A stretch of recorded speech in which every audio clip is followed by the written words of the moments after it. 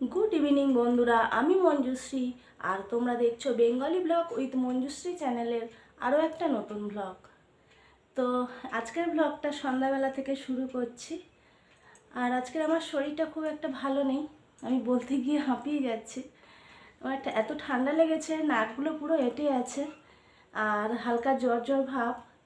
তো মা এসছে, মা আজকের অনেকগুলো পিঠে বানাবে, নারকেল পিঠে আর কি বানাই দেখি। আর সেই পিঠেগুলো তোমাদের সঙ্গে শেয়ার করব।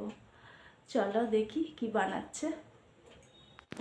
প্রথমে বানিয়ে নিচ্ছি পুর পিঠে বা নারকেল পিঠে। আর এটা বানানোর জন্য জল গরম করে নিতে হবে। জল যখন বেশ ফুটবে তখন সেই জলের মধ্যে সুজি ঢেলে দিতে হবে। আর সুজি ঢালার পরে খানিকক্ষণ নাড়তে নাড়তে দেখবে জলটা শুকিয়ে গেছে আর একটু শুকনো শুকনো হয়ে গেছে। আর তখন কি করতে হবে, ওটা নামিয়ে নিতে হবে, নিয়ে একটা থালার মধ্যে ঢেলে বেশ কিছুক্ষণ মাখতে হবে। মাখলে দেখবে একটা ডো তৈরি হয়ে যাবে।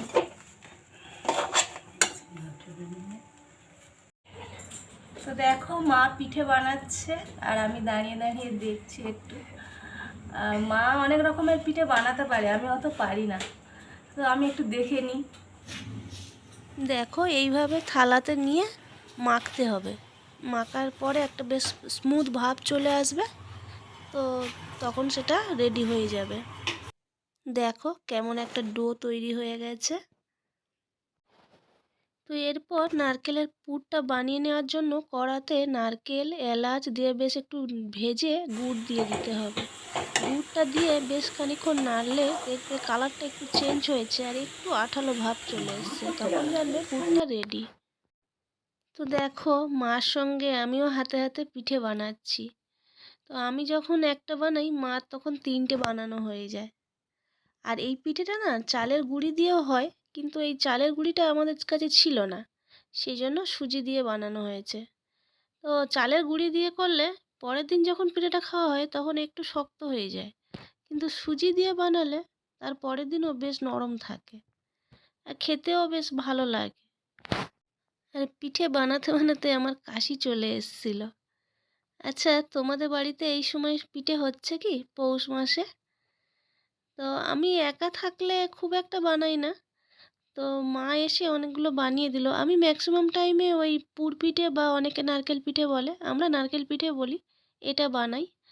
আর ওই সরু চাকলি আর পাটিসাপটাটা আমি খুব একটা ভালো তুলতে পারি না, মানে তুলতে গেলে না ঘেঁটে যায়, তো সেই জন্য আমি ওটা বানাই না। তো মা এসছে যখন, মা ওটাও বানিয়ে দেবে। তো দেখো এইভাবে পিঠেগুলো বানানো হয়ে গেছে। এবারে মোমোর মতো ওটাকে স্টিম করে নিলে রেডি হয়ে যাবে। আর এদিকে পাটিসাপটা আর সরু চুগলির জন্য ব্যাটার তৈরি করে নিয়েছে ময়দা, সুজি আর আতপ চালের গুঁড়ি দিয়ে। তো দেখো আমাদের পিঠে রেডি হয়ে গেছে, নারকেল পিঠে, পাটিসাপটা, সরু চুকলি আর গুড়।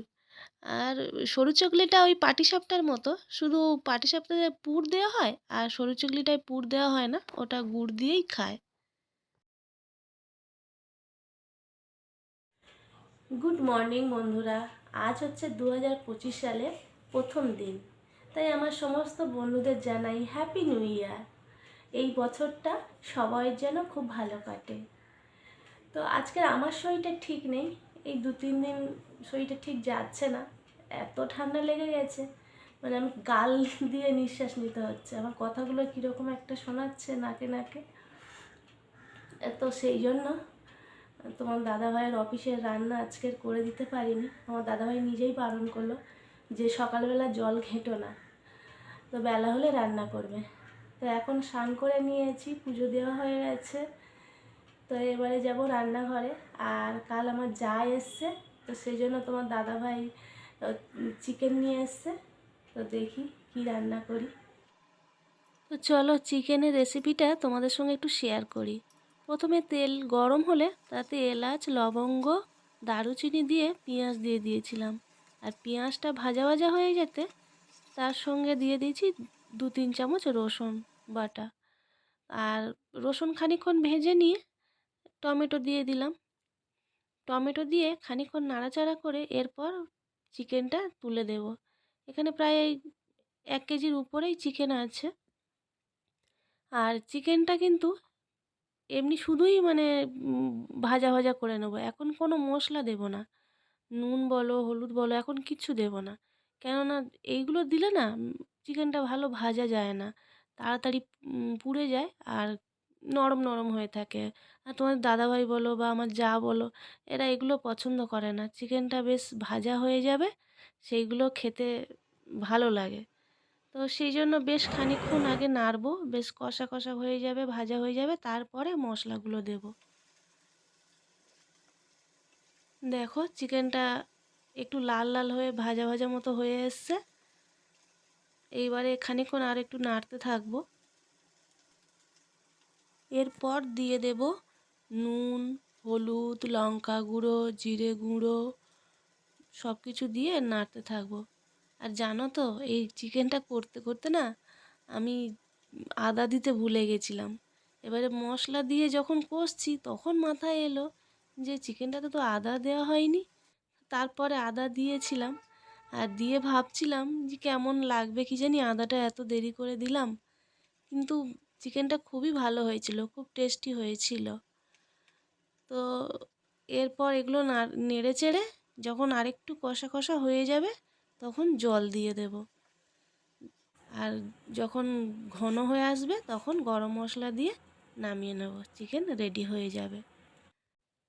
তো আমাদের রান্নাবান্না সব কমপ্লিট হয়ে গেছে। আমাদের রান্না হয়েছে আমুদি মাছের ঝাল, ওই আগের দিন আনা হয়েছিল, ফ্রিজে খানিকটা ছিল। আর আমার জায়ের ছেলে ওরা এই আমুদি মাছ না খুব পছন্দ করে, তো ওই মাছ দিয়ে ঝাল হয়েছিল, আর চিকেন হয়েছিল, আর ভাত। তো ওরা না ভিডিওতে আসতে চাইছিল না, সেই জন্য আগে ওদের জন্য প্লেট রেডি করে ভিডিওটা করে নিচ্ছিলাম। তো আজকে না বেশি কিছু তোমাদের সঙ্গে শেয়ার করতে পারিনি, যেহেতু শরীরটা খারাপ ছিল, কাজকর্ম কিছুই দেখাতে পারিনি। তো এই রান্নাবান্নাটুকুই দেখালাম। তো আমার এই ভিডিওটা যদি তোমাদের ভালো লাগে তাহলে লাইক করে দিও, শেয়ার করো, আর কমেন্ট করো। কমেন্ট করলে আমি খুশি হব। আর চ্যানেলটা সাবস্ক্রাইব করে দিও। তো আজকের এই পর্যন্ত। তোমরা খুব ভালো থেকো, সুস্থ থেকো, আর দেখা হবে নেক্সট ভিডিওতে। টাটা।